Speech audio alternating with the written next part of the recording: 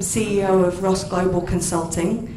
I spent 10 years working in a number of the world's largest companies, and then I took on the role of Chief Compliance Officer at a pharmaceutical company responsible for emerging markets.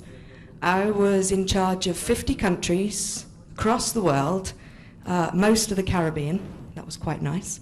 I had some Asian countries, African countries, and they all had their individual challenges, but they would all have classified themselves as developing countries.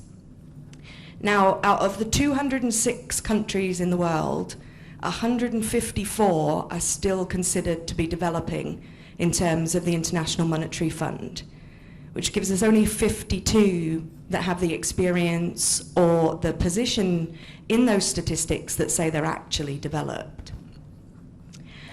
So I just wanted to say that for developing countries, they're not there to be profit stripped. They are not there for cheap labor.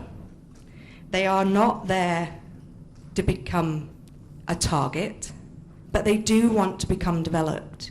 They do want to progress, and they do want to learn. And they have a desire to learn, but they want to do it in their own way. They don't want the solutions to be given to them. They want to learn how to do it on their own with guidance of people that have already done it or nations that have already been through some of the issues that they do. I want to give you an example of what we maybe expect from developing nations, which isn't fair. In 1972, the USA brought into place the Foreign Corrupt Practices Act. 44 years later, US companies are still being fined for breaching the act, for not following it, for not actually following the conditions in it. And yet, when companies go into developing markets, they expect those countries to meet the conditions of that act within 10 to 12 months. So is it really fair when the US in 44 years haven't managed to do this properly, that we expect a country with less resources, who haven't had the training in these areas, to do it in a year? To me, that's a little unfair on them, and if we give them the solution, if we just tell them what to do, they don't have a chance to learn. They don't have a chance to work through situations, to actually develop the mindset that allows them to make the right decisions in the future. Now, on the flip side of that, what are developed nations? They are not a bank. They are not the power of everything, and they do not have the solution for every problem in the world. They have solutions for their countries, and they have solutions that they have seen in other places. But they are not the experts in your country. And I think we had a discussion yesterday about changes in Colombia and progress there. I can't tell you what's best for Colombia, but I can give you examples of what's worked in other countries, which may work for you, may need to be changed to work in Colombia. But it's an idea, and it's something you can collaborate on, rather than, I can't give you the answer. If countries and companies aren't aiming for a win-win, then there is a conflict of interest. If countries are going into a smaller country expecting to take all the profit and run after 3 to 5 years, that's not fair on the local government, who are expecting income and taxes and revenue. It's not fair on the local people, who, see these jobs as opportunities to develop, opportunities to learn new techniques, learn new skills that will one day help the local market, but may give them access to jobs that previously wouldn't have been available to them. An example of this is clothing sweatshops. So about 5 to 7 years ago, a lot of retail companies, clothing companies, set up manufacturing facilities in China. China offered them cheap labor, it offered them cheap investments, and created jobs for local people. Win-win. The Chinese created jobs, were making money, and the multinational companies were creating cheap products which they could then sell for more money on the markets. After about 3 years, the Chinese wanted to increase living conditions. They wanted to increase the wages, which they were quite entitled to do. But that meant that the multinational companies weren't going to make as much profit. And so a lot of the companies moved their manufacturing facilities to different countries where they could get the same conditions that they had previously had in China. And the cycle continues. Every time a country wants to improve its conditions for its local workers, the multinationals say, we don't like that. And they either move or they threaten to move, and conditions are changed according to who can negotiate the best. Until about a year ago, when Vietnam decided to use a different tactic. Instead of saying they wouldn't increase wages and they would have set conditions, they said that they would follow the multinationals' guidance on what the wages would be, what conditions should be, in return for two things. One, that they would only use fabric that had been produced in Vietnam, and they would only sew those garments with thread that had been made in Vietnam, thereby boosting 3 different industries by bringing the fabric companies, the clothing companies into Vietnam. Now, none of us have a crystal ball. So whether the Vietnamese will in a couple of years want to increase working conditions, better the wages for people, we don't know. But that change in tactic won them the business, and we were back to that win-win situation that we had previously had when they first went to China and then when they moved into the different countries. Developed nations or developed countries and their companies have a tendency to go in and demand things in order to stay or in order to come into the country. They want better tax. They want regulations in their favor. They don't want to have to pay import fees. Now, I worked in Japan for about 6 months. I was working for the American supermarket chain Walmart, who had a small subsidiary of supermarkets across Japan, and they had invested 49%. And the Japanese were aware that Walmart wanted 51%. And it came to the point that the only way the Japanese would make any changes is if we would guarantee that we would invest. So they would make the changes to their business processes, they would change the controls, they would change the standard invoice to what Walmart requested, as long as it was guaranteed that the investment would be made at the end of the year. And so these negotiations are happening all over the place. People are trying to win, and sometimes both sides actually get a benefit from it, and sometimes it's difficult. Now, we have 2 very esteemed colleagues from Panama here, and I hope I get the next figures right. When the Panama Papers were released about a month ago, we actually saw just how bad this problem is. By tax avoidance and the documents that became clear, it is now known that between 213 billion and 1.1 trillion US dollars have been avoided in tax by multinational companies from these developing nations. Now, $1.1 trillion would wipe out the debt of most Western nations. So you can imagine the sort of impact that money would actually have on those developing nations, what they would be able to build, what they would actually be able to develop if those companies in their countries had just paid the tax that was actually due. If the money is taken away from taxes, if the revenue doesn't come in, then we start to see things being cut from government programs, from local infrastructure. It's generally education, healthcare, infrastructure that gets hurt first. And when we knock those programs out, the biggest people that suffer, women and children, because those social economic development programs are where they're learning the skills to make a better life for themselves and their families. Win-win doesn't have to be copy-paste. I can't always take what I have in Europe, what I have in Switzerland, and just put it straight into another country. I had a project in Ecuador, and for 6 months we worked with local consultants. The company was determined to put in exactly the same computer systems, processes that we had in Switzerland. And after 6 months, it was clear that we wouldn't be able to do that because we didn't have enough broadband. We didn't have the capacity for those systems. And in the final meeting, it became clear that we had really not understood the problem. Not only did our Ecuadorian company not have capacity, the country of Ecuador didn't have internet capacity for the systems we wanted to run. And therefore, we weren't talking about just upgrading our company systems, servers, infrastructure. It was something that the whole country would have to get behind.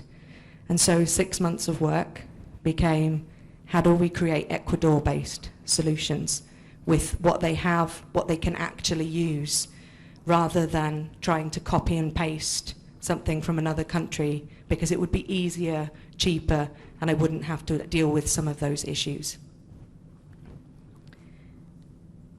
We have to listen to the markets. We have to actually talk to the governments. We can't just go in as a company and say, this market is perfect for me. I'm going to take 20% market share. We need to know their issues. We need to know how it actually works in that country. I had a training session in Nigeria, and I went in and my first slide said, company expectation, 95% completion of all e-learning training courses, because in Switzerland everything is done on a computer. And I think 95% of the hands raised in the room, they don't have access to laptops. There are only 6 computers for the whole company in the whole of Nigeria. And our standard policies that would allow them access to these courses wouldn't work on that basis. So we had to come up with a completely different training scheme. Now, if I had asked the question before I went, and not just assumed they could do everything as every other country could, I could probably have delivered them a much more comprehensive training scheme and a much better use of my time during that week than trying to make everything fit in between power cuts and getting stuck to the floor. They had a habit of putting duct tape on every piece of cable that was on the floor. And unfortunately, the humidity in Lagos meant that the duct tape didn't stick to the floor. It generally stuck to my shoe as I would walk around, which is why my now traditional stance for talking is to stay in one spot, so that I don't twist my ankle and I don't get stuck to something on the floor. We also need to appreciate the cultural differences. Very much aware of that now here in India. It's my first trip. It's the first time I've experienced the culture here. But in other cultures where the hierarchy is defined by culture or by age, I would usually be picked up at the airport, sign, Chief Compliance Officer Sarah Ross, walk up to said sign and be waved away because I was considered too young to be in that position by their cultural expectations, that the Chief Compliance Officer was probably going to be a grey-haired woman in her 50s, 60s, who'd been in the company for 40 years. I'd been in the company for 4, and I was 33. And it created quite some hilarity at some airports trying to explain that it was actually me that they were looking for. If you give a man a fish, you can feed him for a day, and if you teach him how to fish, he can feed himself, his family, and usually the whole village for the rest of his life. And that's where the conflict of interest comes. If we don't want to teach and we don't want people to learn, then we're literally giving food aid that lasts for a day or two and then walking away and letting them go back to what they had previously. In the 50 countries I looked after, that desire to learn was huge. You know, they were the best groups to learn with. They were the best groups to try and find solutions with. They had challenges that I couldn't even comprehend at times. For them, a power cut was nothing. I, at the time, had never lived in a country that didn't have electricity all the time. I had water, came out of the tap every day. And yet, every single person in that room had a mobile phone. And that was how they did business. And yet, none of our processors had considered that as a way of payment, as a way of having bank accounts. And so the point of today's, presentation is to say, we all want to get to developed. We all want the countries to actually get to a stage where they're self-sufficient, they have sustainable processes. But we can't just give them the answers. We have to let them experience the situations that they're in and guide them. We can send in a team of expats, but we need to send in a team of expats who can teach. We don't need to send in the A team who run the business for 2 years and then say goodbye. And they haven't taught anything to the locals, and the business then starts to falter until the locals find the solutions that they need. And I'm just going to finish with a quote from the Dalai Lama. Our prime purpose in this life is to help others. And if you can't help them, at least don't hurt them. Thank you very much. So I'm going to hand over to Plashka from the Municipality of Panama. Thank you very much. Yes, I'm Plashka Mead, Deputy Director of International Cooperation at the Municipality of Panama. And actually, our perspective about development will be including municipalities up to the developed. Truly is that normally all the strategies and all the documentation and the systems has been recorded about what the nations are capable to work on the development of her own nation.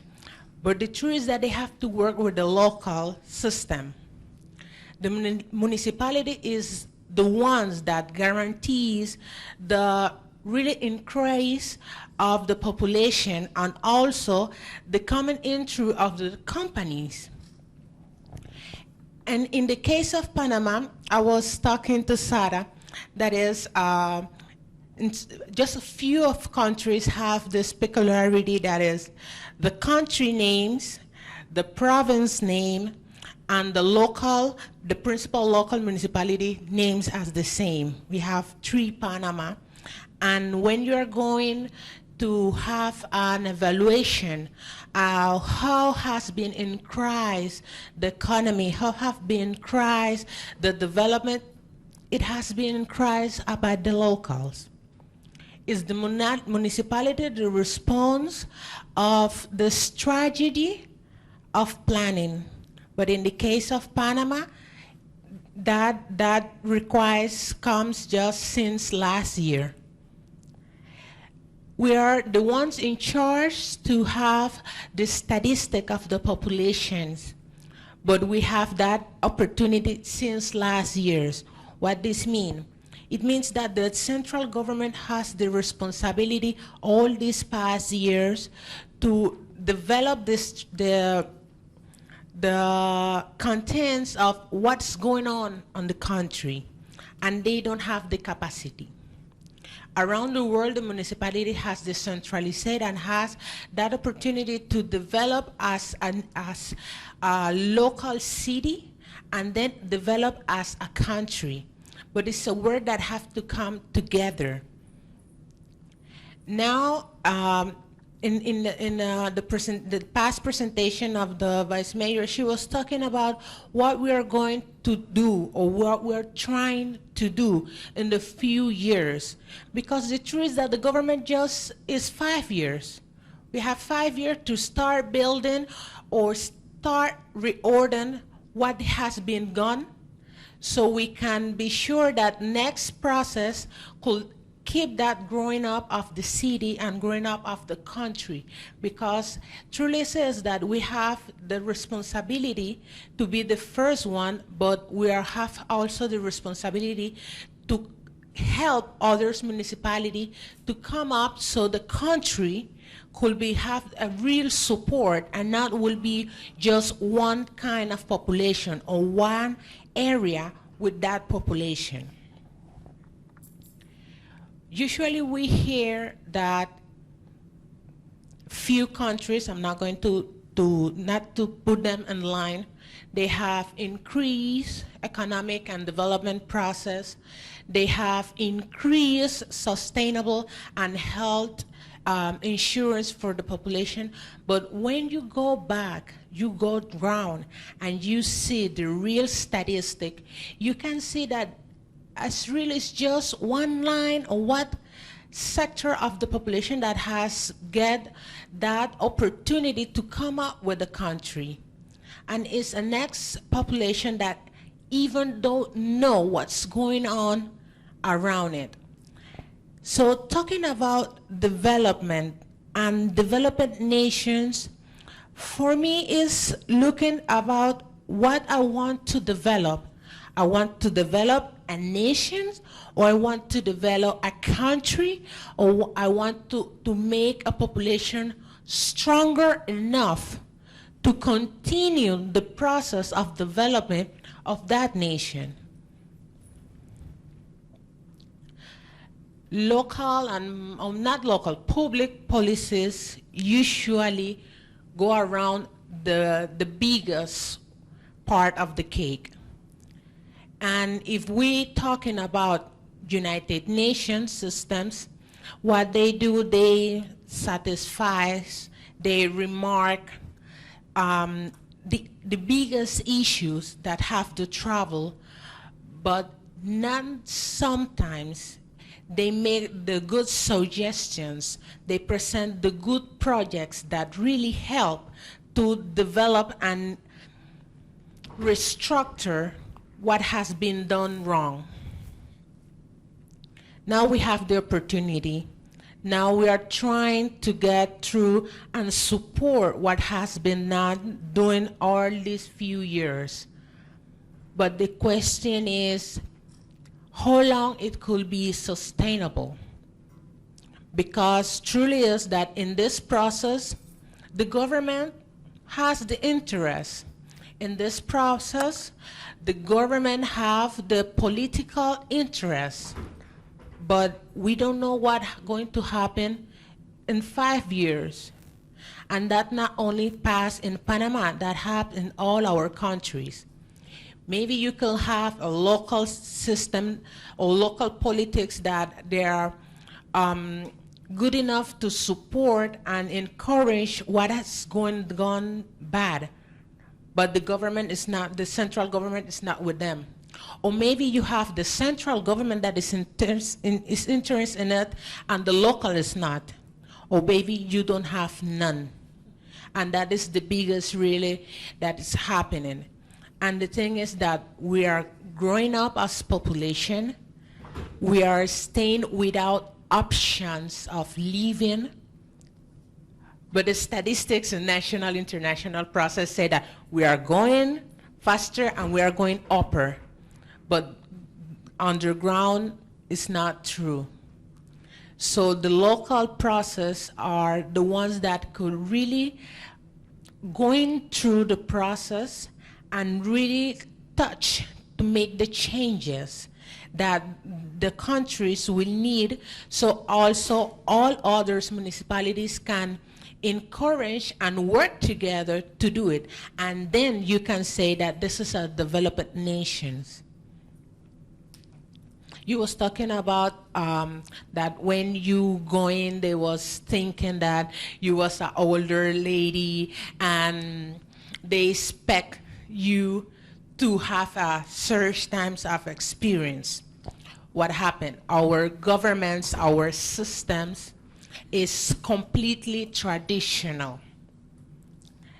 When they heard sustainability, when they heard improvement, when they heard changes, they're afraid of what is going to do. And that is what young blood do. We need to be alive in 10 years. We need that if our country is going up now, we will have a country to build or continue building 10, 20, and 30 years up. We need that we have a real health system. And in a few of our countries that we are in process of development, the insurance systems is not for all. But the statistics say that it's a development nations and is strong enough to support it. And really, you know, what I'm going to do when I retire, I could not retire. I could not be that lady with 10, 20 years of experience going into another company. So for me, and for what I have been working through, is real. We need to be in touch with our local governments. They have to grow up with the country, not the country grow up with the locals. Because none always does, the global policies are the same that come going through the local systems. The local system, there are a few different. Some are rural, some they are not rural, they are in the basis, and they have to come up and go in the new process. And if we don't realize the changes that we have to make so they can come in and the population can increase her circumstance, they're not going to happen. We're going to have just this big line of difference, and the decrease of the population is going to be worse. So I think that it's not to be a different things, it has to be accomplished. It have to go together, and it have to go to improve and get better the now situation. Thank you.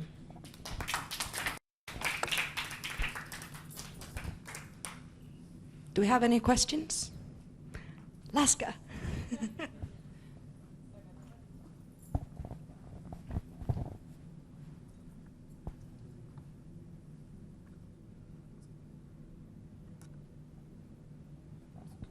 Good. Everyone can hear me? Hi. Thanks so much, ladies. That was really great. I have a very specific question for you. So just a little background. I'm a Canadian and I live in Nepal.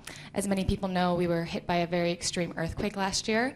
And so what I witnessed over the course of the year was, this speaks to what you were saying, Sarah, that many expats came in to do the work, to do the reconstructive work, and there wasn't any education happening. I actually recently wrote an article about this, how people were just coming in and these volunteers were complaining that they were building homes to assist, yet the locals were just standing on the side watching, and there was no programs that these organizations and NGOs and charity groups were actually implementing to teach the local people, and I just felt there was this big gap. So no one was actually preparing for anyone for what could come next. For example, many people in Nepal, they didn't actually evacuate buildings when the earthquake happened because they see on TV or through other countries that you're supposed to take refuge underneath your desks or your tables. Now that works very well if you live in a country like Japan where they have the infrastructure and engineering for these buildings to actually withstand earthquake magnitudes, whereas in Nepal we don't. So my question to you actually speaks around a personal project. So as many of you know, that Nepal is known for its Himalayas and its mountains, and the people take such pride in the fact that they have the biggest mountains in the world, and the people travel all over to climb these peaks. I'm one of them, that's why I live there. And what's happening, however, is there is no recycling or garbage disposal system at all, and the place is just flooded with garbage. And it's difficult to be upset with people or to be upset when you see a child throw garbage on the ground because there's no garbage cans, like the tools aren't there. So I've been working and discussing with different people about how to go about this, and the issue with Nepal is the the government is very corrupt, which happens, I know, in a lot of countries, but they're in it for themselves, and they're not in any sort of outreach for this sort of issue. So you're saying, Plashka, about, you need to obtain the government support, but if that's not possible, and as opposed to having someone like me who is, although I've been living there, I'm also an expat, coming and telling you this is wrong, how would you suggest going about an issue like this, where if you're trying to introduce a system, for example, I even tried to introduce composting, something so small that would eliminate such mass trash, but the people live in the mindset of such day-to-day tasks. Like, they do everything still by hand, washing, cooking. The idea of having that extra second in your day to then walk to a compost bin seems unrealistic for them. So I would appreciate your feedback about that. Well, I will talk from social society. I can. As a citizen, what you can do, you can work directly with the population. You can work teaching them. The thing that you have to change, the first mind, actually will be youths and children. With them, you could get a big support to multiplicate the information and maybe work with a process that's going to be inside the house. Because yes, you said that the government is corrupted, and yes, it's more of the, I would say, to be good, the 50% of the reality, maybe a little bit more. But actually, maybe could be one that could get to know the information and support it when they see that it's a good thing, when they see that it's a good answer of a small group of the populations. With this, I want to say that don't lose your hope to make the changes, because that's what we need. We need hope to develop good and better things. In our case is that in this moment, part of the activists of social life, now we are in government. So that is part of what is making the changes in our side. We have a program that names, in Spanish will be Basura Cero, but will be Waste Zero. And in that is because the municipality of Panama is the only municipality in the country that don't works her garbage. We have a national authority because political process in 3 elections past have removed the control of the garbage treatment from the municipality and create authority, a national authority. But this program is in education, how you have to treat the garbage and spray it since your home.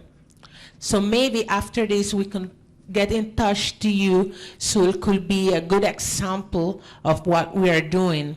And actually the program start with 0, and today with international support, it has grown up. So maybe it will be a good experience that you could take to Nepal, and with the international NGOs or maybe embassies, you can find a line to work on and make it more accessible, because also the population is like in their house, and to go out and have the process will be a little bit hard. But if you could get to work with schools, with churches, groups, and they start at home, maybe with that you could have the beginning of the transformation of the situation. And maybe it's not going to happen in 1 year, but in 3-4 years, you will see changes. I think you also have a very strong voice in that community, and we spoke yesterday about your articles and blogging, and I think that's where your voice needs to be in reporting what the locals are doing.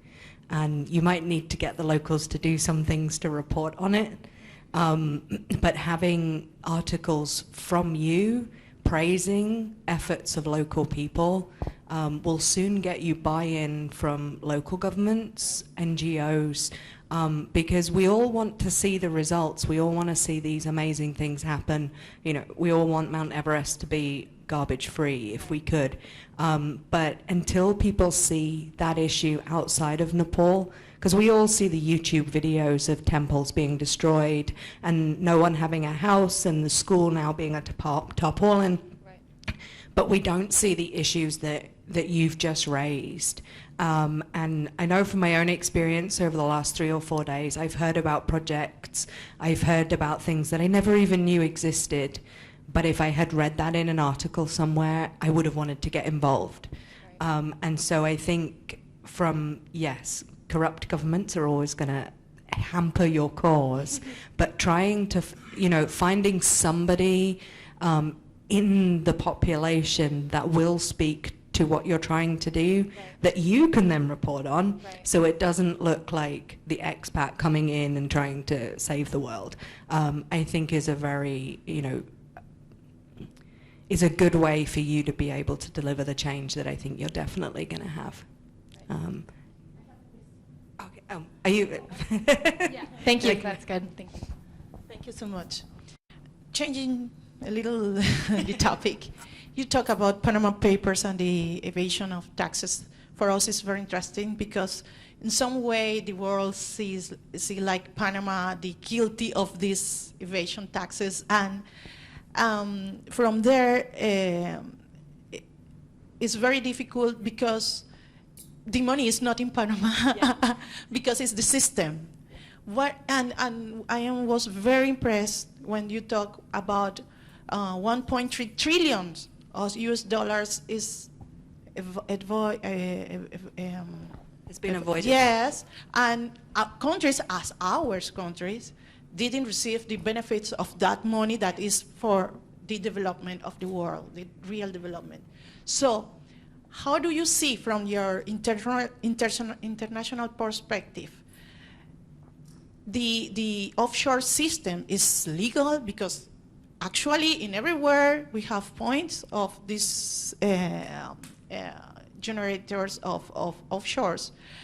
How do you see this legal situation used for illegal situations, and how we can create with in this globalized world? Because when offshore starts, we were not so globalized. So this globalization helps to create commercial firms somewhere to do something in other part of the world, and now we are not all connected, and we see that. How we can do? What we can need to help the world to create this balance with this system? We need a new one. We have to recreate it. What we have to do? So the international tools of tax and trade are always, thank you, going to die on me, are always going to be incentives to go into different countries, into different markets. But when governments allow companies like Starbucks and Google to pay the equivalent of about £500 tax, when what is actually owed is billions, then the fault lies there and not with any tax haven. I live in Switzerland. We have a lot of we also have some tax havens, and one of them actually has 60,000 letterboxes. It only has about 25,000 people. But companies are registered in that principality by having a letterbox. And for that, they have a tax rate of about 3%. And yet,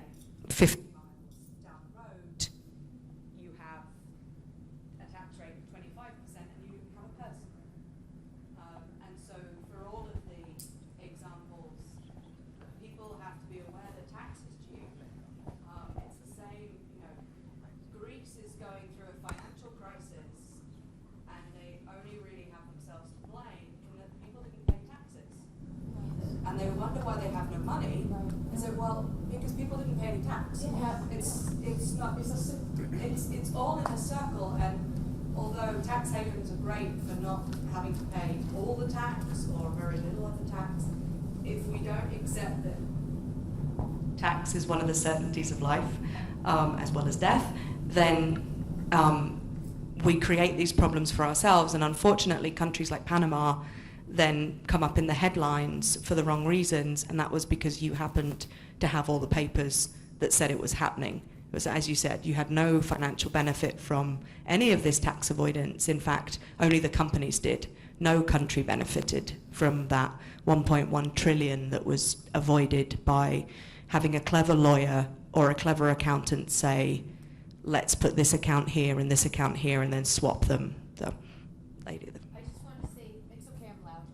I just want to say thank you so much for bringing up that point, because I'm a financial advisor. And, you know, I think I think I have a certain responsibility to know these facts as well, too. Because people need to know, is it, you know, the SRI investing? Is it really what they want to be investing in? And I think this is and there is a social responsibility. If you're very profitable, you should pay taxes. You know, and it's okay to save taxes, but it is a moral and social responsibility. And so thank you for bringing that up. Also, I wanted to let you know that I live in a district of Toronto that it's basically the second Greece. There's more Greeks in my area than there is in New York City. And so one of the issues with Greece is that they never got the tax collectors to figure out to go and do a policy to collect taxes properly. They had this taxation on swimming pools, and they had figured out how to get around it. They were putting like roofs with grass on the top, like all kinds of things like this, just to avoid taxes. So they never really created a system to create taxes, and they don't like to pay taxes there anyway. That's another story. But It's similar to Jordan, that if you don't put the final roof on the house, you don't have to pay the house tax. And so all of the roofs basically have the iron bars from cement still sticking out of the top. And if you can see an iron bar, the house isn't finished. So you don't have to pay the tax. Pat. It's my ambition to pay £1 million worth of tax every year, because if I did that, I'd be earning really good money and I would feel really proud of myself.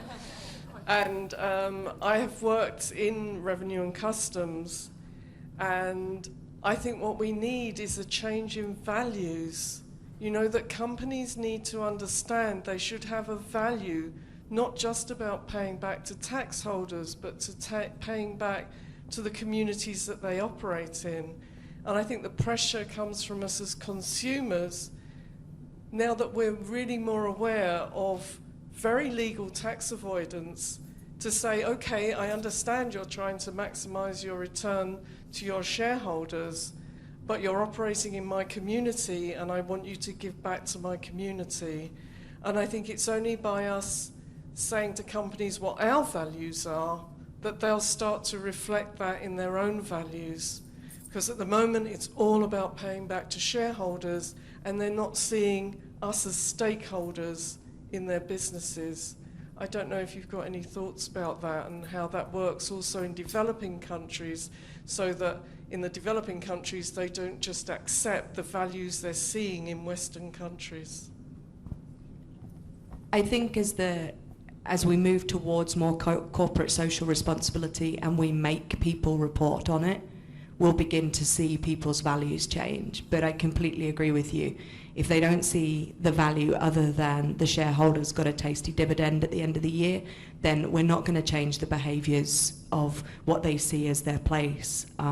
We have to make them see that they are part of local communities, even if they are multinational companies in 140 countries. They still have roots wherever they choose to have an office or an email address, and therefore, yeah, those come with responsibilities that they need to honor. And in this line of innovation, more of the, or usually more of the new offices, they use the internet line.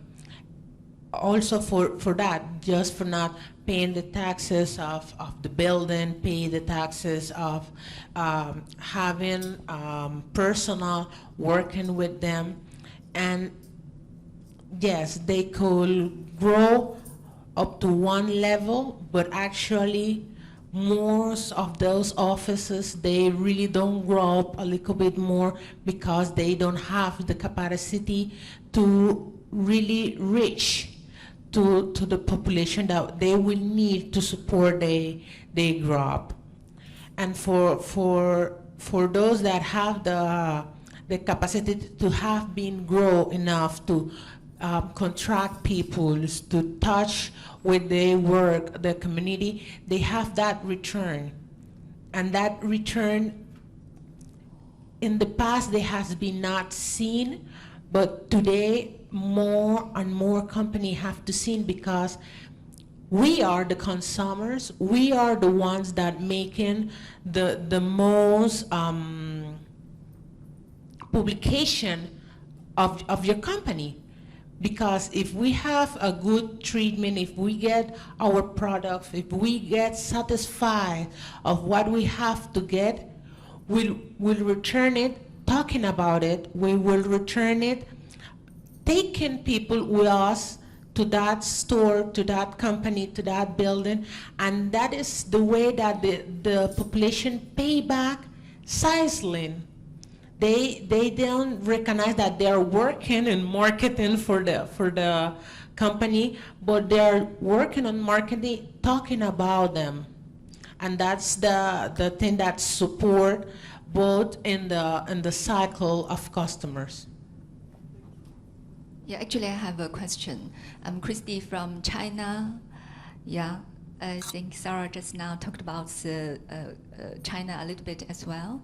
So you also mentioned the example that a lot of multinational companies are changing or moving their manufacturing bases to the other lower cost countries. Yeah, China's cost is becoming higher, of course, not only because of the salary, but also because of the global economy. The Chinese currency is getting more expensive from the exchange rate perspective. So I want to, I think as a Chinese people, I'm working also in international company, and I think a lot of Chinese people, of I know, are really appreciating all the support or help we got from the developed countries. That's true, and I myself also valued that a lot. But as you mentioned, we are facing the challenge of moving cost, the higher cost. I want to ask both of you whether you have any suggestion, how we should go ahead to move ahead together with the developed countries towards a better world together without too much conflicting of the interests. Yeah.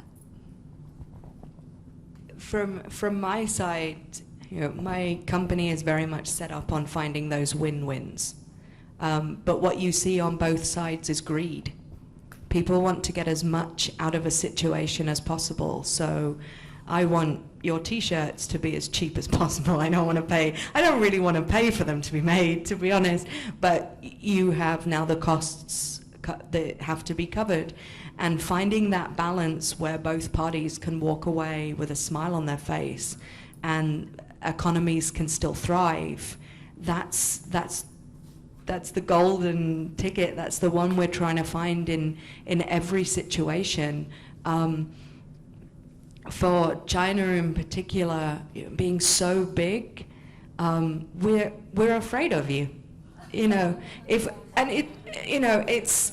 It's easy in an environment like this to laugh, but if we give you these processes and we give you, we help you, bring the costs down again or become even more productive, eventually we will see a knock-on in our countries because you will still have cheaper labor than we do.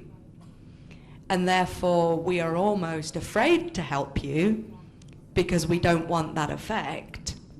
But we also know that we have no examples in our own country of having populations that can do what your factories can or your industries can, and we don't allow ourselves to learn from them to help our own industries. We get stuck at this, you'll get too big, you'll get too powerful. And when we get stuck on those problems, we just stop. We don't continue to improve.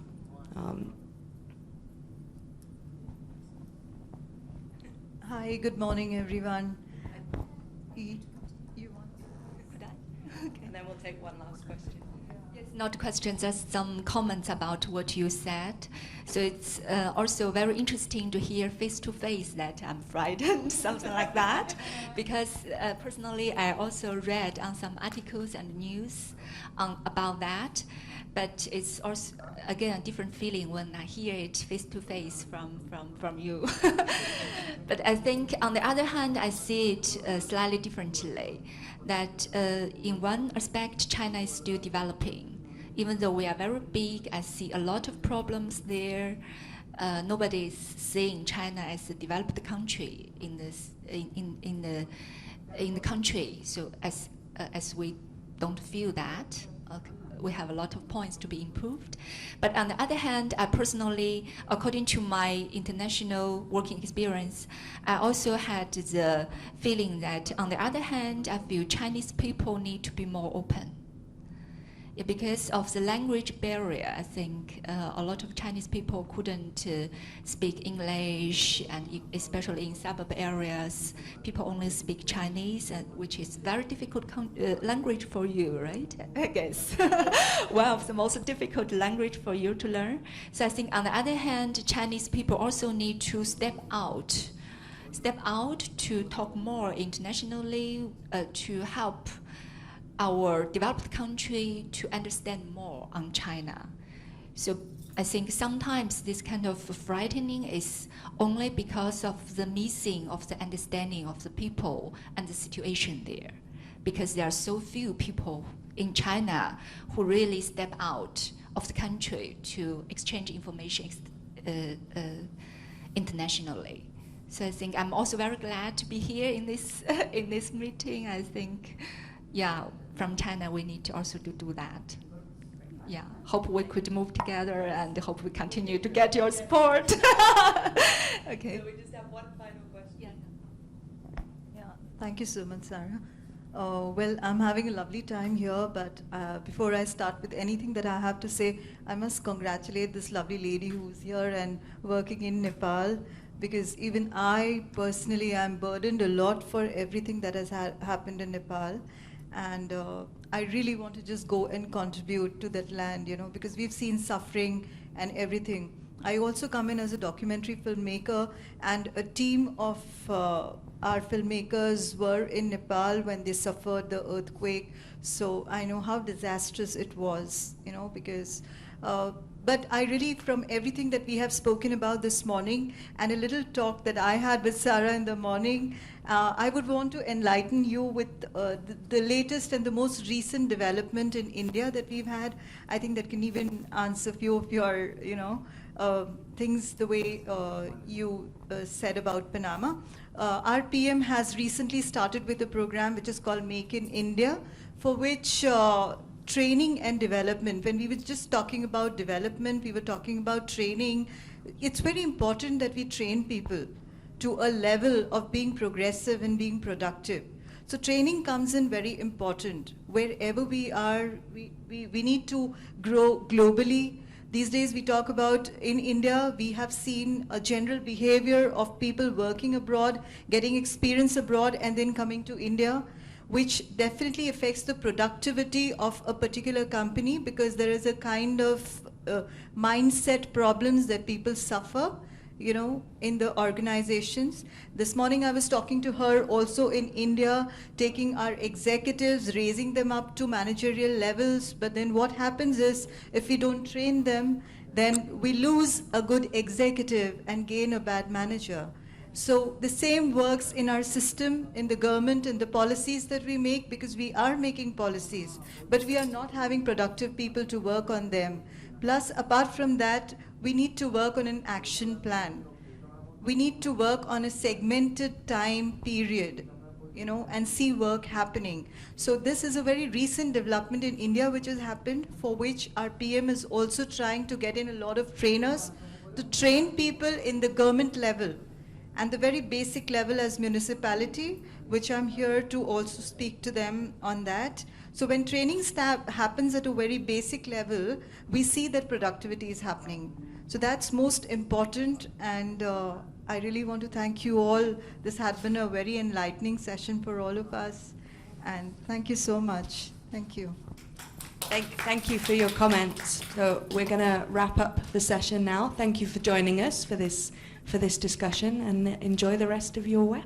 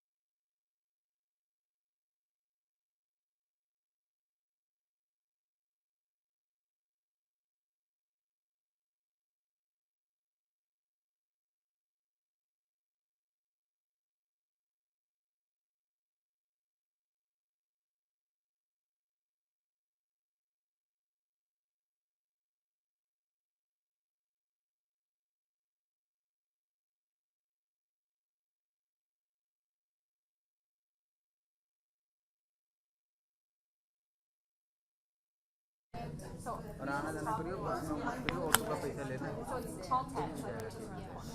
देखना अंकित जो बोलता है ना, ध्यान से सुनना क्या बोलता है। मुझे वो बोलता है ना करना मत, तू अपने हिसाब से तो बाहर का है, कोई 10 रुपये कोई नहीं देगा। मैं दूंगा तो तेरे को 100 रुपये मैं तेरे से लूँगा ना, ये सोच के चलना, कोई किसी का नहीं। मैं काम कर रहा हूँ 2 महीने से इसके साथ ये काम कर रहा हूँ, ये जो कैमरा बुकिंग का है ना, मैं काम कर रहा हूँ, ऐसा वहाँ से मैं इसको क्या कर दिया, मेरे को लात मार दिया ना, सोचिए 2 महीने से आगे सब कैसे क्या करना, बताया क्या करना क्या नहीं करना, इसके बाद मुझे मार दिया। पैसा थोड़ी ना होता हर जगह में, गलत कह रहा हूँ। ऐसा हर आदमी कमाता है।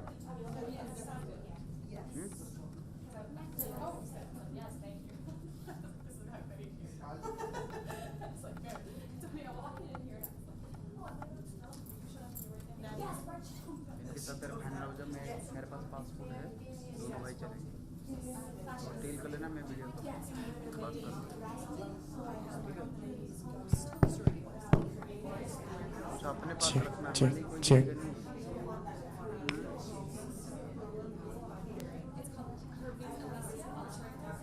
ये लो भाई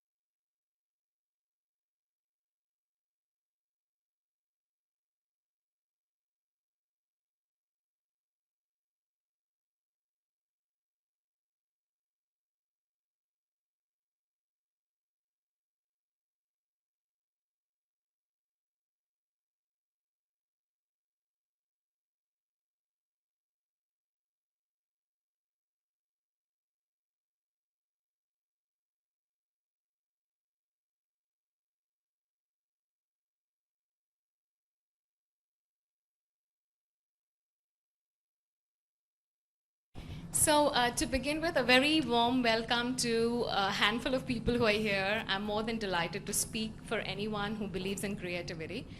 And to begin my presentation, let me tell you a bit about myself and where I come from. I hail from Mumbai in India, and I'm a conceptual jewelry designer by profession for the past 18 years. I have designed for jewelry companies and consulted for various national and international organizations where I have led their design teams. So I kind of have a connect with the topic I have chosen because doodling has not just benefited me as a designer, but I guess as a manager to create changes, to come up with great graphic layouts. And that's why I had a deep connect. The moment I saw the topic, I knew that I was going to be speaking on this. So let us enter the world of creative doodling, and let us start a presentation with that. So what is doodling? Well, our association with doodling began at a very young age, a very nascent stage, when we, as infants, started to scribble and make our first mark on the piece of paper. I still remember the joy and the excitement, more than us, it had on the people who loved us. They made us feel like God, as if we climbed some Mount Everest or made an invention.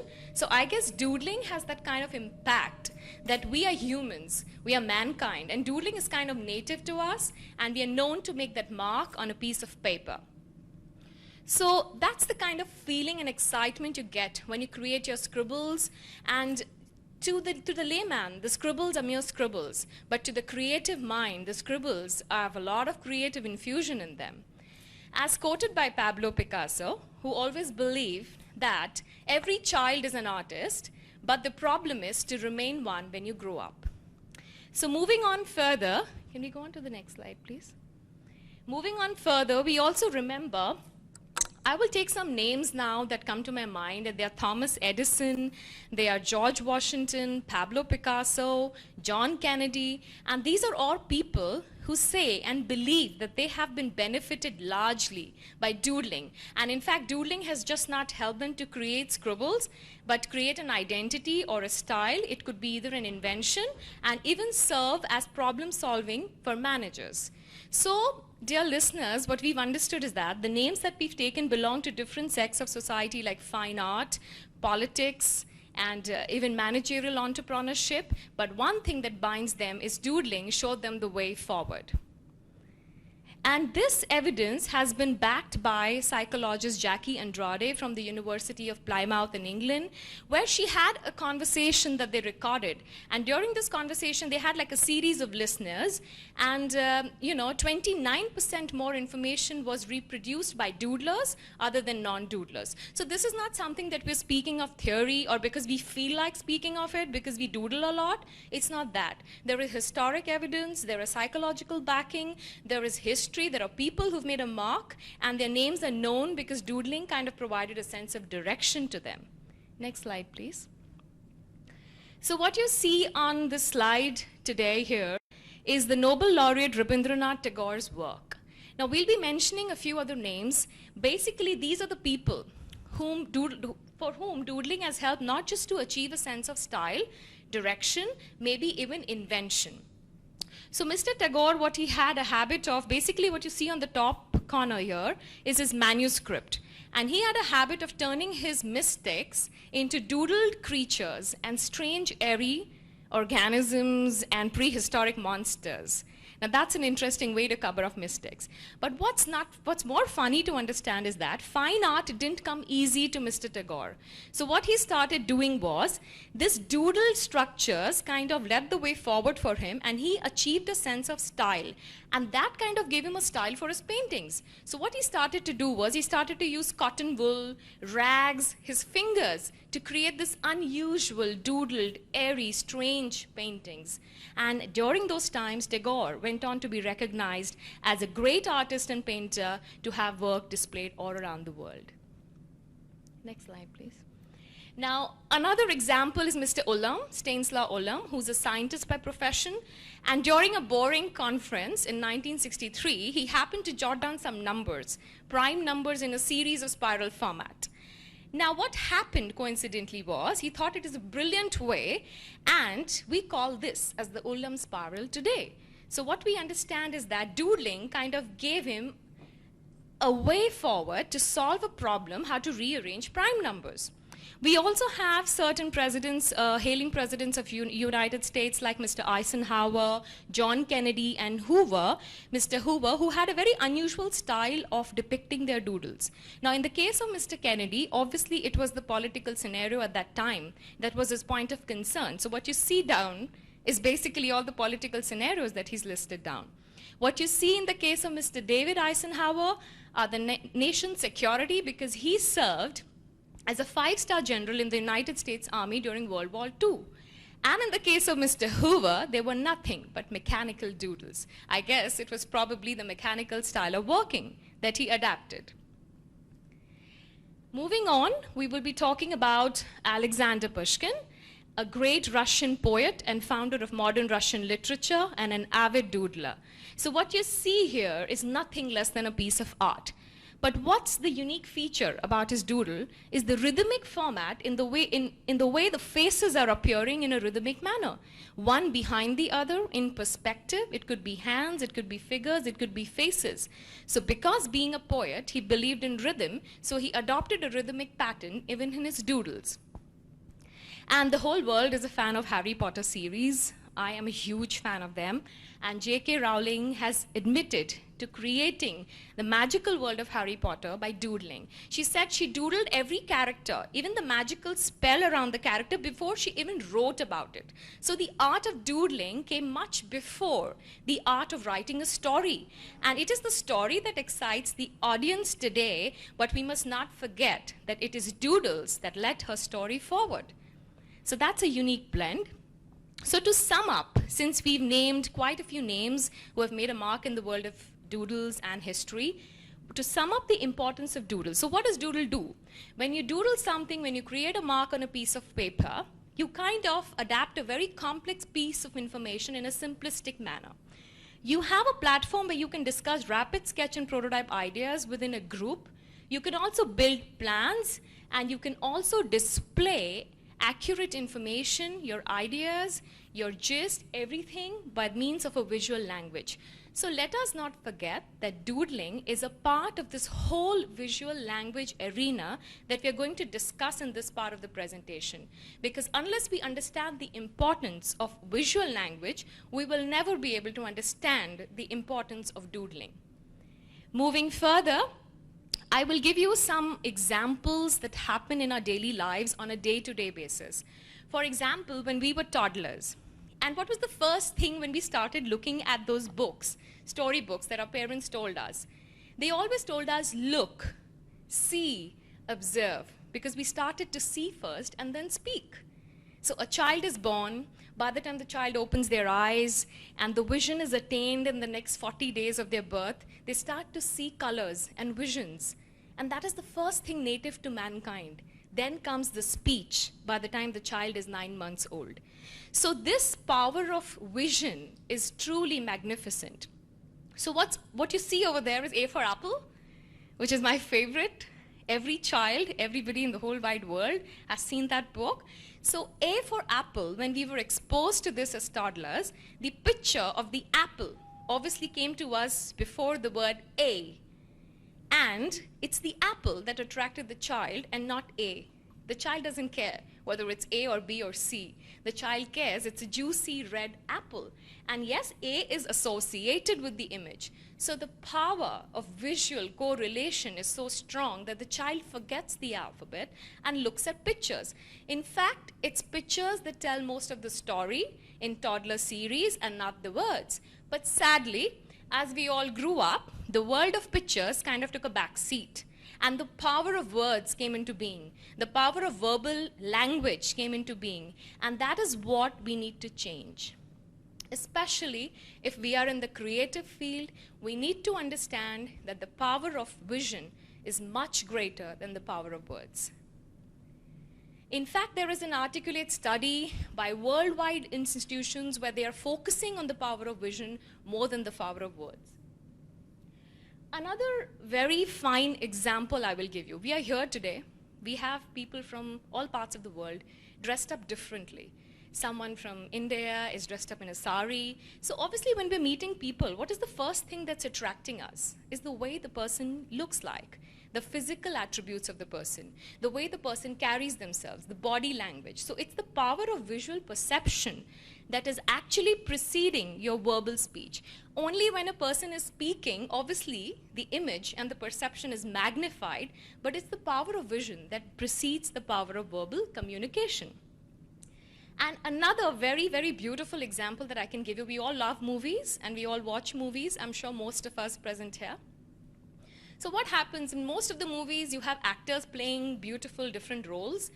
What if we say the same actor is going to play 10 different roles in 10 different movies, and he's not going to change his outfit, he's going to wear the same shirt and the same pant. He's only going to change his power of speech. Obviously, we'll be impressed because he's an actor and he knows how to act. But if the same actor dresses up like a king and plays the role of a king, and dresses up like a pauper and plays the role of a pauper, obviously, the image, the impression is magnified and is manifold. So that's the power of vision that we must not ignore, and that is really important for us to understand. This beautiful man out here in the slide is Charlie Chaplin. Irreplaceable, a mark in history, a legend, and he was a mummer. A mummer is an artist who basically displays or acts by means of expressions and body language and not by words. So what did Mr. Charlie Chaplin do? He was an actor. He believed he was an actor because he told his son, "Son, I was always an actor. Even when I had no money to eat, I walked down the streets as if I was the great actor of all times." So he had the power of belief. And what did this man do? He painted his face white just to express his feelings and emotions with his eyes, his mouth, his power of walk. And he's irreplaceable today. So even in those days when acting had just begun, he exactly knew the power of visual correlation. And that is the beautiful part about this man that I simply adore. Next slide. So in short, what does doodling do? Well, doodling is a part of a visual language that can be explored in 3 different categories like drawings, symbols, and diagrams. So what is drawing? Basically the quality, the intensity of drawing, the color of the paintbrush, the strokes that you create. It could be abstract art, it could be scenery, it could be any kind of art. And in fact, fine art as a field has developed because there is a need. Man is hungry for more. There is a quest to express your emotions beyond words. When you go to a museum, when you go to an art gallery and you see like hundreds of paintings, what is that one painting that attracts you? Because you can perceive the painting the way you want to. You don't have any words written there. You just have the signature of the artist and you have an abstract piece of art. To you, it may appear like a mountain. To somebody else, a dragon, and to somebody else, a monster. You really don't care. But what you perceive, what you believe, and that is greater than what someone speaks about it. So painting and fine art as a field has developed largely because the power of doodle is basically so strong and to human mankind that there is a stream. If somebody wants to specialize in fine art today, there are lots of options available, and I think that is the beauty of it. So moving on, we come to the second part, that is symbols. And in symbols, can we move on to the next slide? Yeah.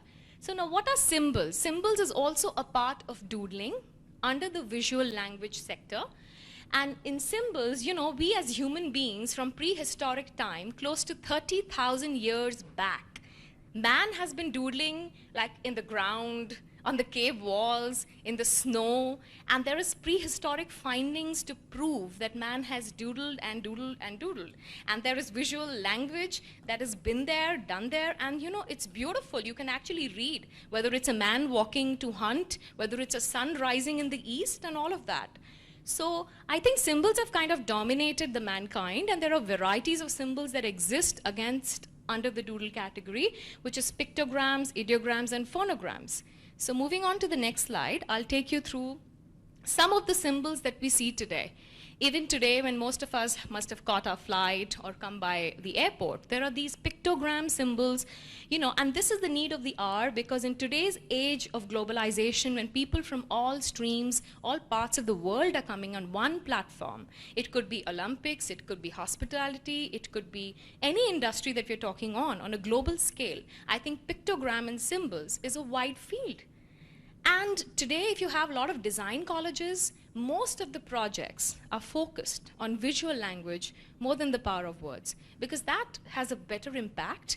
You need to speak less, and it is acceptable to every community. So moving on from the symbolic pictorial language that we've just discussed, next slide. Here is what we call the ideograms. Now, what is an ideogram? What you see, it's very clear out here. In 1922, we had only 4 traffic signs. Isn't that funny? And today, we have more than 150. So obviously, there is a quest, there is a need and a hunger for more traffic signs. And by means of signatures, graphs, ideas, and drafts, you can culminate a very, very large piece of information on a small piece of paper. You can make things simple. And isn't that what today's life is all about? Trying to make an impact in a simple format. So I think that it's a very interesting example I'll give you now. Now, the generation of Roman language, how did that come into being? Now, if you look at your palm, your 1, 2, and 3 denote the open fingers of your hand. Your number 5 is basically your open hand, and number 4 is open hand -1. So this is how visual language came into being. And that's when words started developing, Roman figures started developing. So visual language came much before the power of the English language that we so fascinately make our children learn today. So that's a beautiful example. And then moving on to the next slide, we come to the third and the last part of doodled visual language, and that is diagrammatic representations. Now, diagrammatic representations are, everywhere in fine art colleges, in graphic design schools, in managerial schools. If you have offices, you have meetings, diagrams are the need of the hour, whether it's a biological diagram or a diagram that you need for problem solving. So basically, it helps you to aid visual language, organize your information, think creatively, and facilitate better understandings of concepts and connections. So with this we come to the end of our short presentation, where we've understood that doodling is not just important, it is a mandatory step into creating an impact in the world of creativity. We have not only analyzed information, we've gone back to history, we've seen some names who've created a better impact. So dear listeners, let us not underestimate the power of doodle in the future, because it is that one basic yet limitless art form that can help you generate ideas, create new shapes, contours, and even solve problems. In short, it is a small beginning to a greater ending. Thank you. So it's a very short speech because unfortunately we didn't have any panelists for this session. And we were supposed to have 2 panelists, so I chose to be the only speaker because I really believe in this topic, and I think there is a huge scope for doodling and idea drafting. So I hope I didn't bore all of you here. Yes. I was wondering though, since the topic did include decision making. Yes. Do you think you can add something there? Which Definitely, because I think, I'll give you an example that of lately I did this handicraft project for destitute women, and where we are training close to 200 women to craft jewelry themselves sitting in their households. So when we interviewed students and we kind of shortlisted 20 students to do this project, the idea was to explain the whole project in a very simplistic manner. So the decision whether to do a particular style of jewelry or not to do, or which city to target and how many people to train, would go on for like 2 hours, and I'm sure that we couldn't come to any decision. So I made a graphic layout, and that is when we had a brainstorming session with the team on a simplistic graphic layout, and things were simple.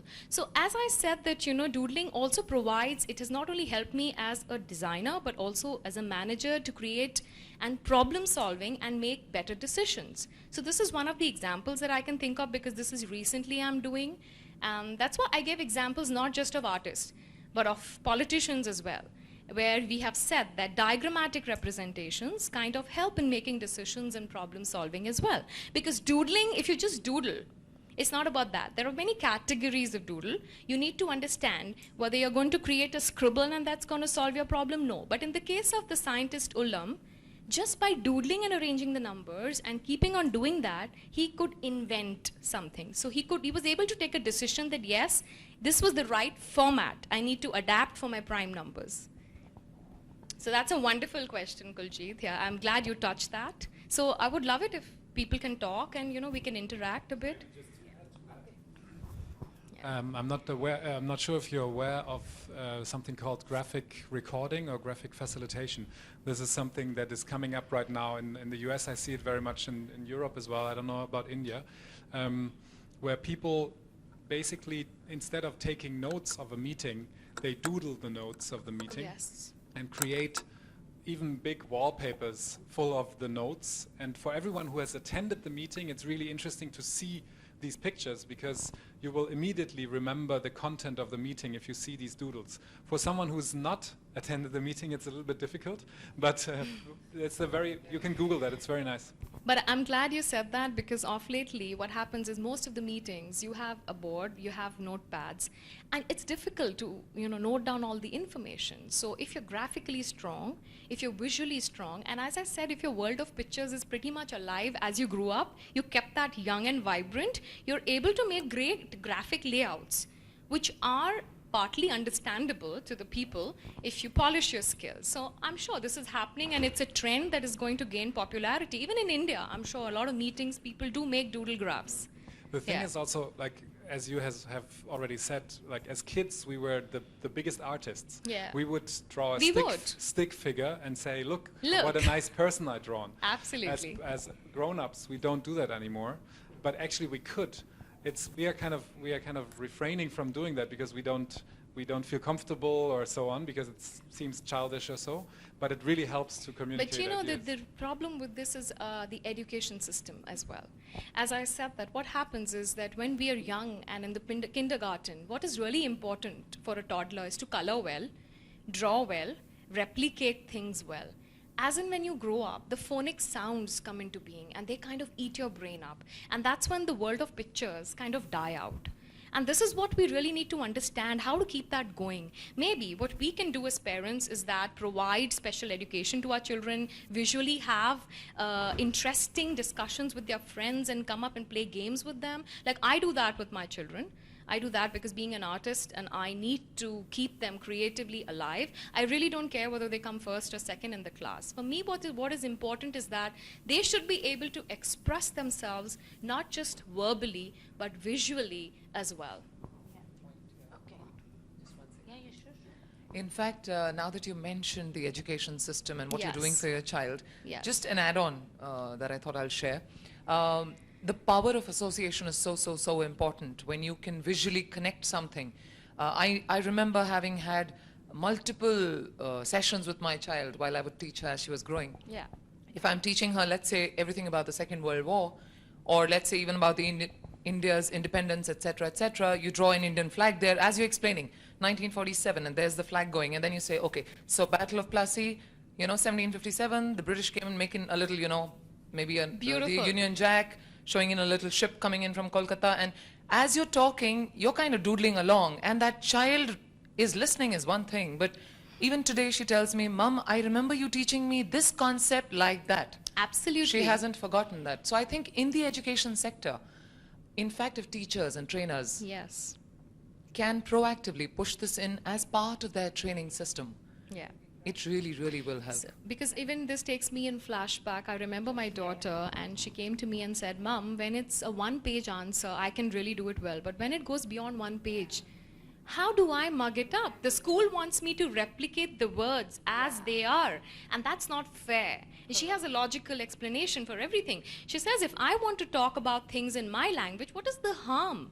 So I told her, let's do one thing. We can't fight with the system, but we can improve ourselves. So we will take a piece of paper, and she's an artist. She loves drawing.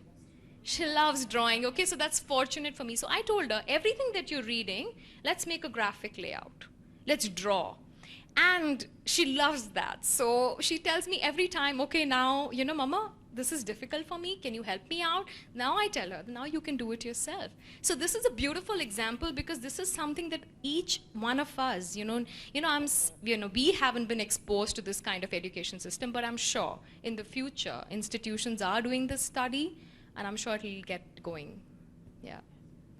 You I were know, saying something? Yeah, I agree with you. I mean, I'm a mind math trainer, so Super. I know the power of So that's putting under your. I diagrams, know, I saw yes, that putting yes. your thoughts into visual form. I know the impact it does. I just wanted to ask you. These days everybody's talking about Zentangles and using a lot of that. So I just wanted to know, what do you think about the art of Zentangles and related to your stuff? See, frankly, I have my child who's, there's a special trainer who comes and teaches him about these smart, puzzled, creative books. So, But Zentangles is a form of doodling which has really taken the world by storm, and so you have Zentangle, you create Zentangles for stress relief, you do it for all sorts of things, for concentration and see, everything. I'll tell you, So there I'm is a just mixed review about Zentangles from what I Really? know is Oh. that, because most of them look at it as a frivolous way of distracting your mind, but I differ. I don't think it is that. I think it's got a lot to do with stress busting. I think it's got a lot to finding a solution to your style. And because if you look at one of the US president's doodles, okay, they were also very mechanical and triangular, okay, when we referred in the slide. So again, then, these are reviews, but I firmly believe in the power of doodle, and there are different branches. Not that I have researched about a doodle, but this is a bit of doodling that I do in my own field, and I have gained from it. So that's all I can speak on. But if you can elaborate on the power of Zentangles, I think I'll be more than delighted to listen. No, Do we'll you keep it for some other time. No, but you can actually. It's a that's short just a way session. of doodling and Zentangles. It has an organized system. I use a lot of Zentangles, and I think they work very well. And you can create a lot of art. Yeah, if you form. can, it'll be It's great. just like a square. It's nothing. And very there's no phenomenal. end to it. No. Like It's that. not. No, it does have an end to it. Do you can want a marker? do a square. Come, it's come, pretty please. simple. I mean, at least Because I know the simple lady ones. out there is very I'm sure curious. They are very, Yeah. very. I'll take the mic. Yeah. So there's nothing complicated to them. Actually, you can Google these things, Zentangles. They've taken the world by storm. So it will probably have. I'll do a very simple one. Okay, there are various ways to do it. So you Yeah, that's what it's a continuous. So if you have something like this, so then you do, maybe you decide to do this kind of pattern So here. it follows on. Okay. And But this is something you doodle on a daily basis. yeah. Yeah. And then you could have another pattern which goes like this, and you do. And so the patterns could be as intricate as your artistic talent would allow you. But the point that they're trying to make, and I'm no spokesperson, that it's just a user and telling about it, is that when you're doing this repeatedly, it brings your brain waves down. So it helps you focus more, concentrate more. And I use it for my children also, because I notice, even when they're studying and taking a break. So what do you do in a break? So if you could do a bit of Zentangling, it helps. And now Zentangles have gone into really complicated things. So you have people, if you would just, go online and check, create beautiful art forms with Zentangles and things like So that. I It's a think, great yeah. way of working. Yeah. And if anybody has Kindle, then there are lots of free Zentangle stuff available online that you can download and sort of master. You're Just, right? Yeah. Just. So you can Okay. master it. Yes. So just, I think subconsciously we all have been doing this since years. But the name Zentangles now, we'll never forget, because there's a word and something that happens repeatedly. I think this is more, when you're like really stressed out, and we do that a lot of times. We just make one pattern and your brain kind of cools down, your stress is released. So I'm sure, it's a part of doodling, and it shouldn't be discouraged. Yeah. Yeah. Sorry. The statistic you gave, I just want to clarify that. So when we're sitting in a meeting and somebody is doodling, that's good. It's helping them. I love that question. It's good. In fact, because I work with students, I always tell teachers that if you're giving a lecture and somebody's doodling, you instinctively would say, hey, stop that and pay attention. As to what if I'm we're saying. committing a crime. Actually, that focus on what you're saying. So in fact, that's one child. So the next meeting I attend, I can tell my boss. And, You know, can do it. Absolutely. You know, sometimes when you're on the phone, you make these meaningless images, don't you? Triangles and circles and dots. Meaningless to others. Meaningless to others. I mean, to you, oh gosh, whatever. But you're on the phone. But you're just asking your brain to focus, hone on to what the other person's saying. So it's good in whatever way. So this is one very common question everyone asks about doodles. Though I still have a question. Yes. I don't know, because the images sometimes that I make while somebody talks is out of lack of interest. Yeah, no. It is lack of interest, but you know don't. What you're doing? Yeah. You still want to listen. So the doodling is helping you, Preventing you from daydreaming. Completely switching Yes. off. Completely switching off. So when you're doing it, okay. So when you're doing it, you're actually asking your brain, focus.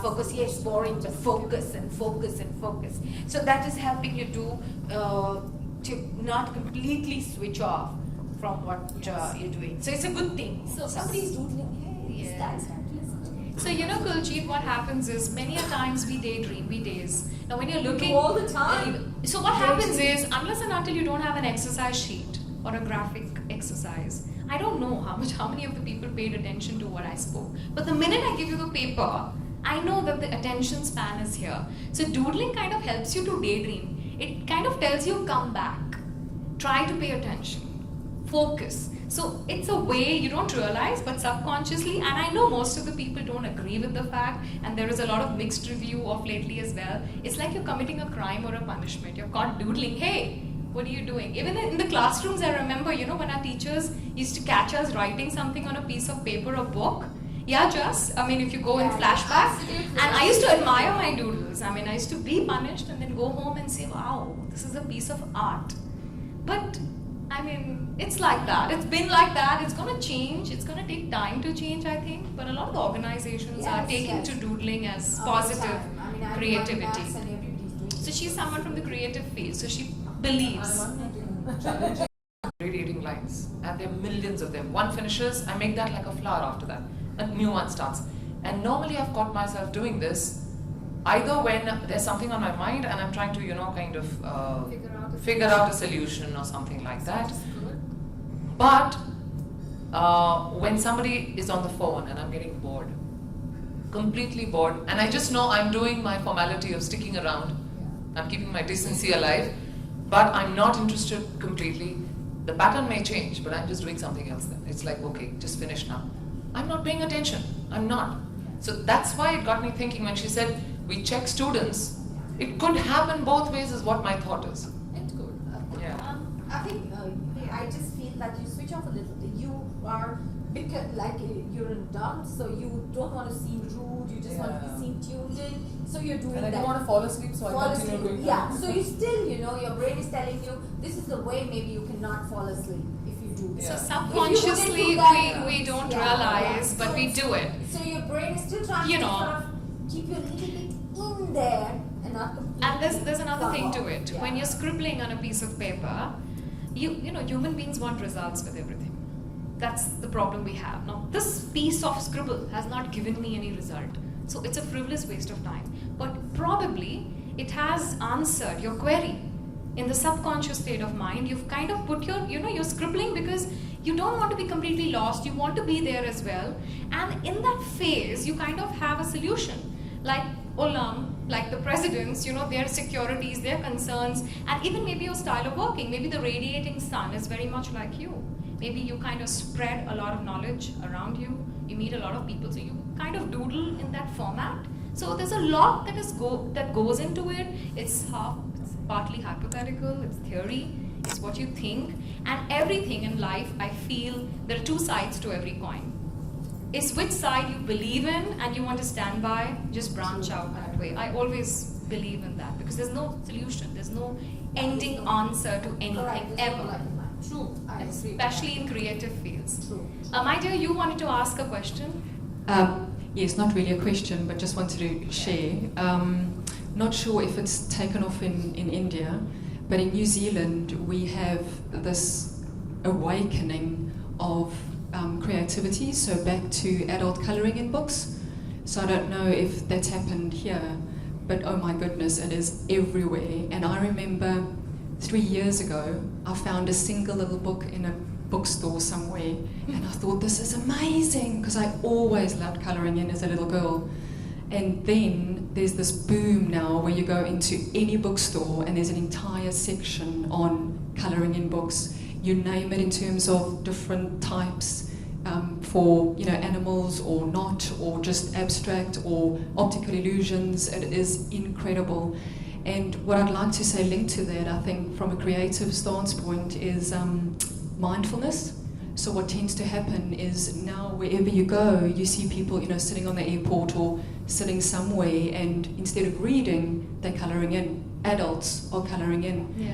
And I think it is an awakening back to our childhood, because all of us can remember, as you said, when we were little and we were colouring in, we were in our happy space. And it's that we all have this yearning to return to that happy space, and how do we recreate that? So I think it's a brilliant input that she's given, and I think even the Zen triangles, the coloring books, I think we're slowly going to have to put down our pen and paper and to create and just do nothing. Sometimes just doing nothing is everything. Because when you are at leisure space, in fact most of the awards that I won, you'd be surprised to know, all the doodles I created during leisure, I formulated that into jewelry, and those were the awards I won. I mean, sometimes just doing nothing is the best thing ever. And coloring books for adults, see, slowly we are getting there. So that's the question, I love that question of hers. And even the Zen triangles, we're getting there slowly. Yeah. Yes, dear. Yeah. So I have something to add over here, though, while I was trying to figure which way is this hall, Yes. some time. So, but I think There was a I'm goof up, yeah. so glad that I'm here, because just in the past few minutes that I've been here, it suddenly struck me that I do doodling. I mean, something, if that's exactly what I can call it. I think everybody does that. So it's something like, if I'm waiting or is something, and so I have this specific pattern of flowers that I make, which are there. And it's just that. It's just flowers. And I think the moment I do 2, 3, 4 of them, somewhere, mostly they're on the corners of paper or something like that. Right. And then suddenly I'm in that happy space. Okay, so another thing that I have to add here, sometimes what happens is we go back to our childhood and we're very comfortable with a particular form. Kuljeet, you're quite comfortable with a sun, radiating sun to draw. You generally, right? Lines, so the rays of the sun. She's very comfortable, okay, because that comes to her very instinctively. For you, you're a nature lover. Flowers is the most easiest thing you can do without anybody having to judge you.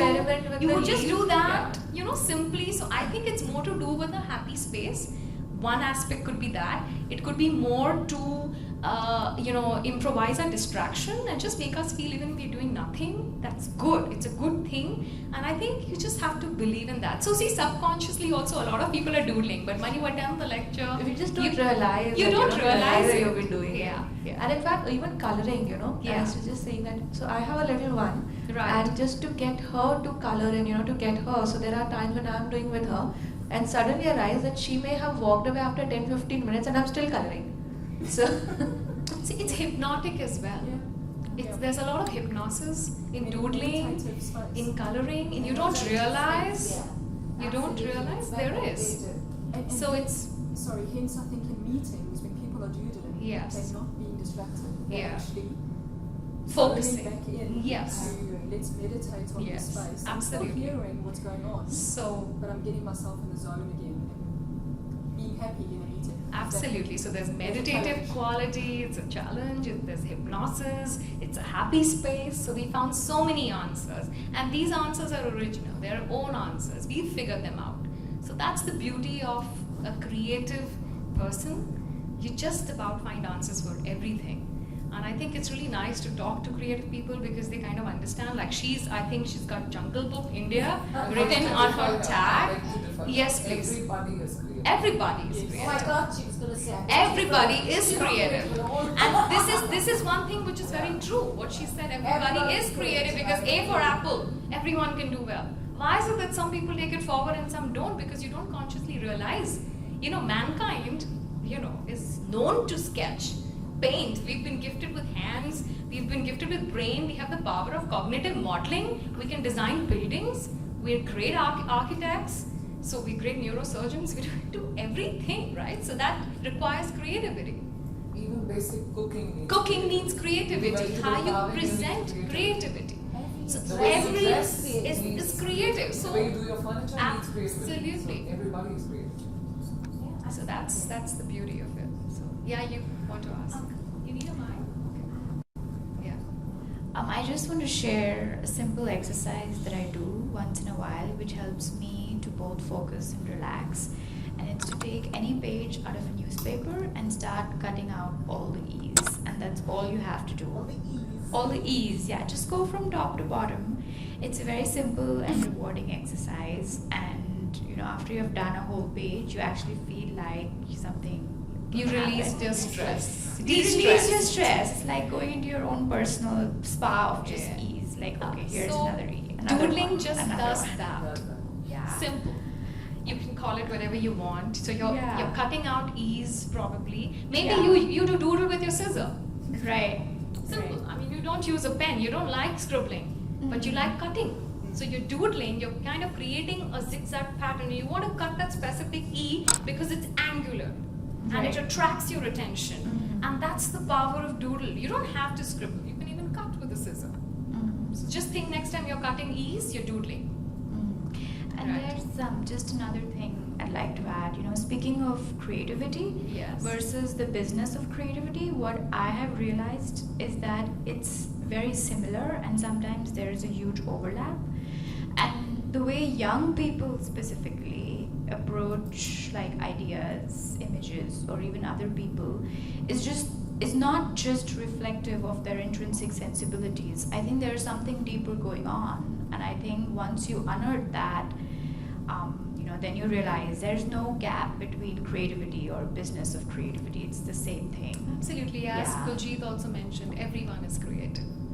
So how well you do that thing, how creatively, what could be creative to you would be very creative for the other person. So it depends on the level of creativity, experimentation, there's a lot to it. So words are less to express creative words. So anyone wants to ask any more questions? That's yourself? Yes. It's not so much a question, it's just something that this session has done to me. My background is gender. And I've been trying to come up with this concept that if we have to change gender, in reality we have to start with perceptions. And what does the concept signify to someone? And this has just given me the impetus, the strength to go and do it. Because normally I start from the position that when we perceive something, there's a concept. So when you say, for example, wife, what image do you have in your brain immediately? Absolutely. Yeah, so I feel satisfied, and I feel,